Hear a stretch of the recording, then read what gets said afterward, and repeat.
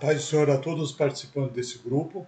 Dando continuidade aos nossos tutoriais desse quarto trimestre, nós estamos estudando o tema A Igreja e o Espírito Santo. Essa revista foi escrita pelo bispo Oídes José do Carmo. E hoje nós vamos estudar a lição número 4, o batismo com o Espírito Santo. Distinção, evidência, propósito e resultado. A coordenação nesse dia é do pastor Ademar e será ministrada no dia 22/10/2022. O tópico 1. O batismo com o Espírito Santo é uma experiência distinta. Diz o autor, o batismo com o Espírito é uma experiência que denota um mergulho no Espírito Santo, um revestimento de poder visando a capacitação para o serviço e testemunho. Outra ação do Espírito Santo é a regeneração e santificação. No Novo Testamento, observamos que o batismo no Espírito Santo é uma experiência separada e distinta. No item 1.1, distinta, que não é destina,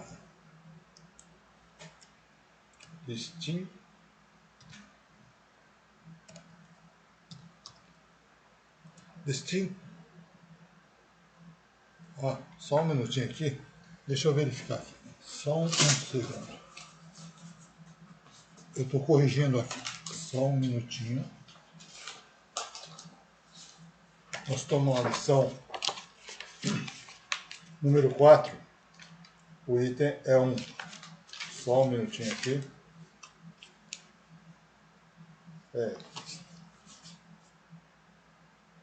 Exatamente, distinta.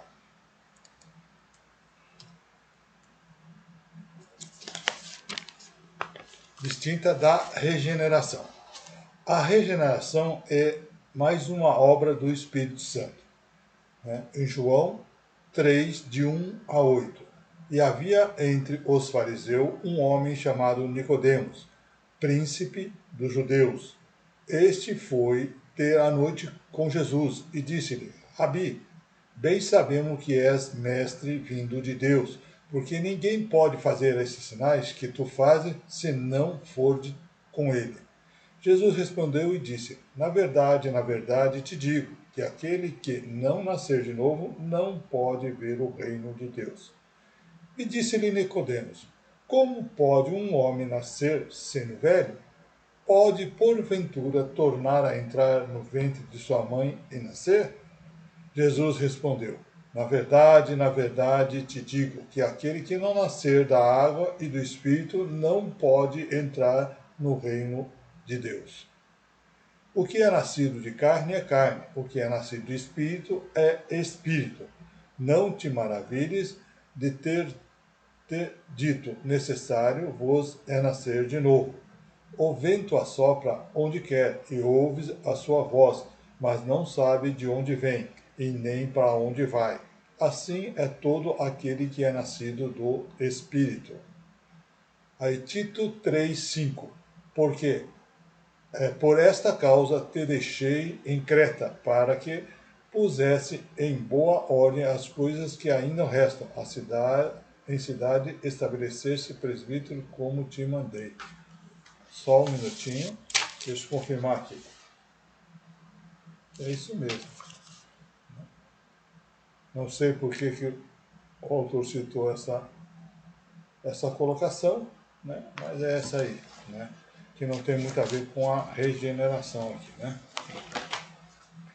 Aí o autor cita Strong, que comenta a regeneração é mudança pela graça e uma natureza carnal à visão cristã.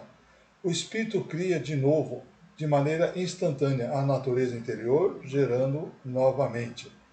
Paulo menciona nova criatura.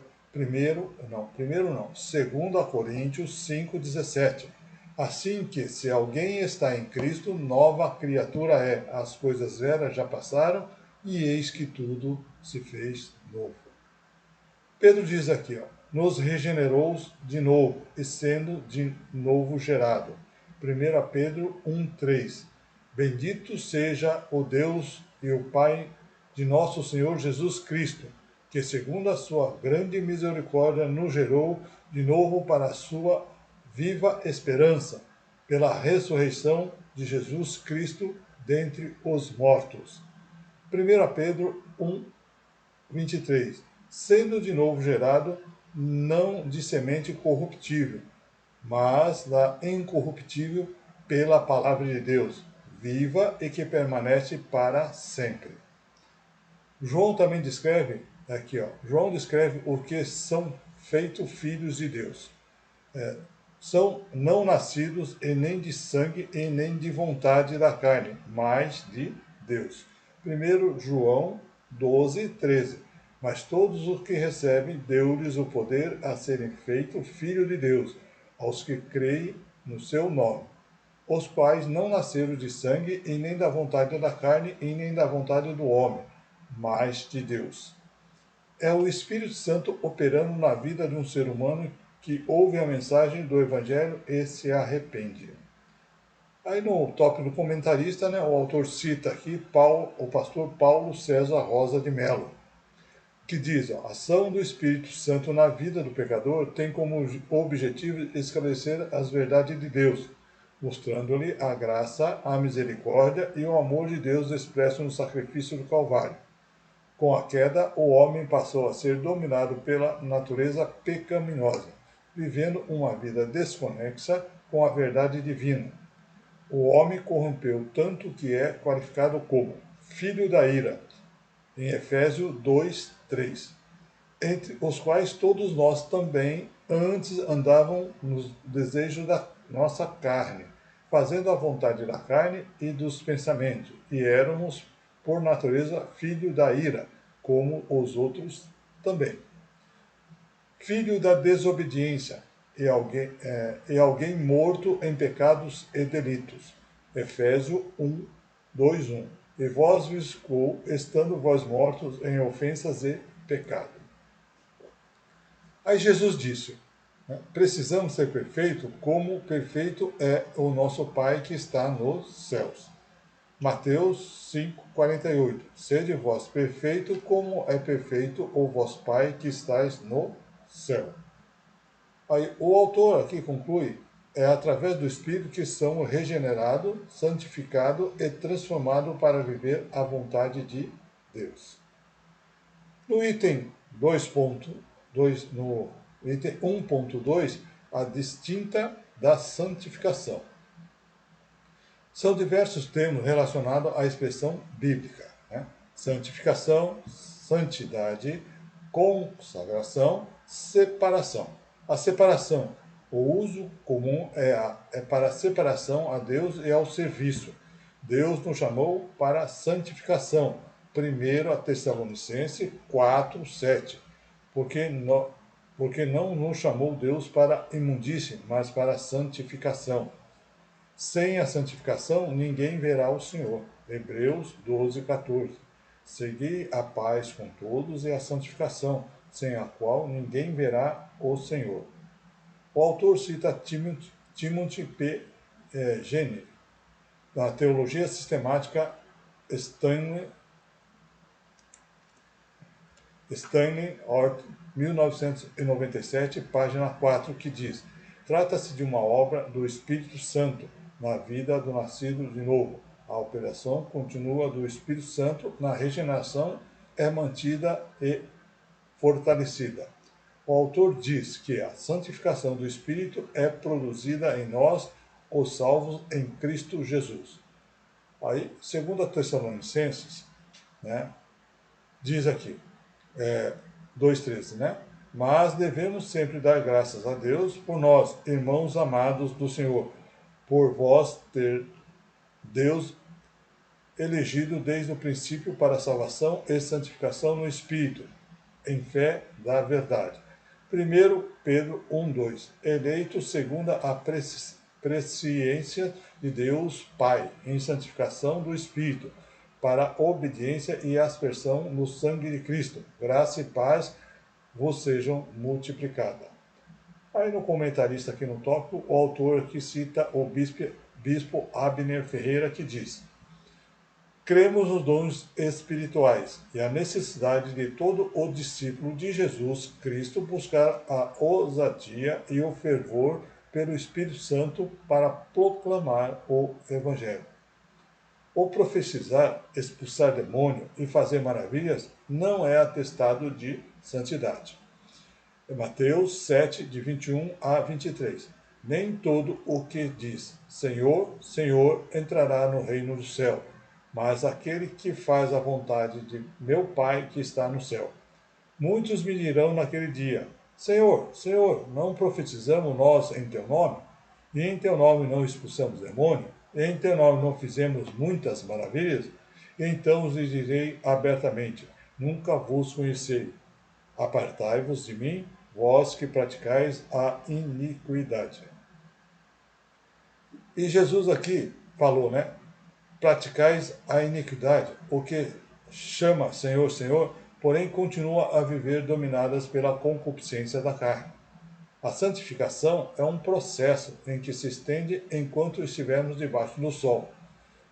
2 Coríntios 1, 7, 1. Ora, amados, pois que temos tais promessas, purifiquemo-nos de toda imundície da carne e do espírito, aperfeiçoando a santificação no temor de Deus.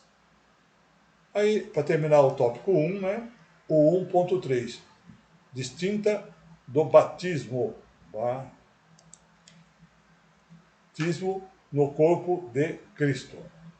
Sobre o batismo aqui, o autor cita aqui 1 Coríntios 12, de 12 a 13. Porque assim como o corpo é um e temos muitos membros, e todos os membros, sendo muitos, são um só corpo. Assim Cristo também, pois nós fomos batizados em um Espírito, formando um corpo, quer judeu, quer gregos, quer servos, quer livres, e todos temos bebido de um Espírito. Fomos batizados em um Espírito formando um corpo, né? É a ação do Espírito Santo trazendo o corpo de Cristo pessoas que se arrependem e nascem de novo. Todos os que estão no corpo foram alvos de ação do Espírito. Não há lugar para a competição, soberba, menosprezo entre os membros do corpo de Cristo, é claro que ele está falando, né? Em Gálatas 3, 27 e 28. Porque todos quantos fossem batizados em Cristo, já vos revestisse de Cristo. Nisto não há judeu nem grego, não há servo e nem livre, não há macho e nem fêmea, porque todos nós sois um em Cristo Jesus. Aqui, ó, batizado em Cristo, sois um em Cristo. Aí o autor diz, ó, é possível afirmar que todos os que nascemos de novo são batizados pelo Espírito Santo, mas não significa que todos já foram batizados com o Espírito Santo. O batismo com o Espírito Santo é mais uma das diversas obras do Espírito. E aqui, para terminar o tópico 1, né, no tópico do comentarista, o autor aqui cita novamente Stanley Holt, né, que comenta aqui no livro de 1 e 2 Coríntios, página 2033. Desculpe, 1 e 2 Coríntios, ano 2000. Opa, tem alguma coisa errada aqui. Né? Só um minutinho, deixa eu verificar aqui. Eu acho que eu digitei errado aqui. Deixa eu ver aqui.